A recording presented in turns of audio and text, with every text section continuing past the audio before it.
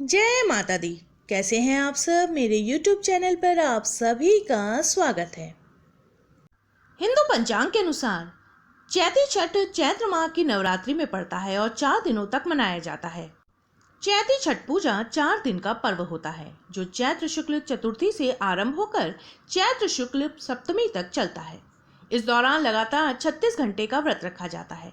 पहला दिन नहाय खाए होता है। इस दिन सेंधा नमक घी से बना हुआ अरवा चावल और कद्दू की सब्जी प्रसाद के रूप में ग्रहण किया जाता है। दूसरे दिन खरना पूजा के साथ उपवास शुरू होता है। इस दिन दिन भर व्रत करने के बाद शाम को सूर्यास्त के समय पूजा करने के बाद खीर का भोग लगाकर उसका प्रसाद ग्रहण किया जाता है।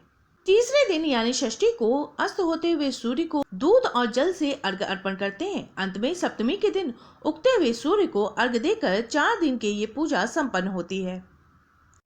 चैती छठ 2022 की प्रमुख तिथियां इस प्रकार रहेंगी। 5 अप्रैल दिन मंगलवार को है नहाय खाए। 6 अप्रैल दिन बुधवार को है खरना। 7 अप्रैल दिन गुरुवार को है संध्या अर्घ्य। 8 अप्रैल दिन शुक्रवार को है सूर्योदय का अर्घ्य और पारण। पौराणिक कथा के अनुसार प्रियव्रत नाम का एक राजा था।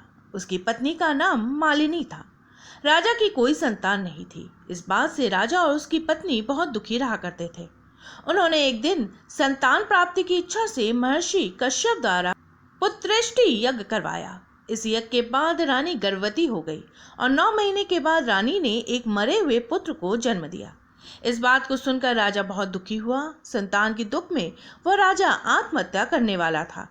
राजा जैसे ही आत्महत्या करने की कोशिश की, उसके सामने एक दिव्य सुंदरी देवी प्रकट हो गई।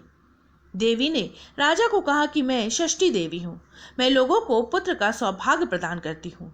जो भक्त सच्चे भाव से मेरी पूजा करते हैं उनकी सभी मनोरथ मैं अवश्य पूर्ण कर देती हूँ। यदि तुम भी मेरी पूजा आराधना सच्चे मन से करोगे तो मैं तुम्हारी सभी मनोकामना शीघ्र पूरी कर दूंगी। ये सुनकर राजा माता को हाथ जोड़कर नमस्कार करते हुए उनकी बात को मान लिया। राजा और उसकी पत्नी ने कार्तिक शुक्ल पक्ष की षष्ठी के दिन माता षष्ठी की पूजा पूरी भक्ति और श्रद्धा के साथ की। उसकी पूजा और भक्ति को देखकर माता बहुत प्रसन्न हुई। माता षष्ठी ने राजा की पत्नी को पुत्र प्राप्ति का वरदान दिया। इसके बाद राजा के घर में एक सुंदर बालक ने जन्म लिया।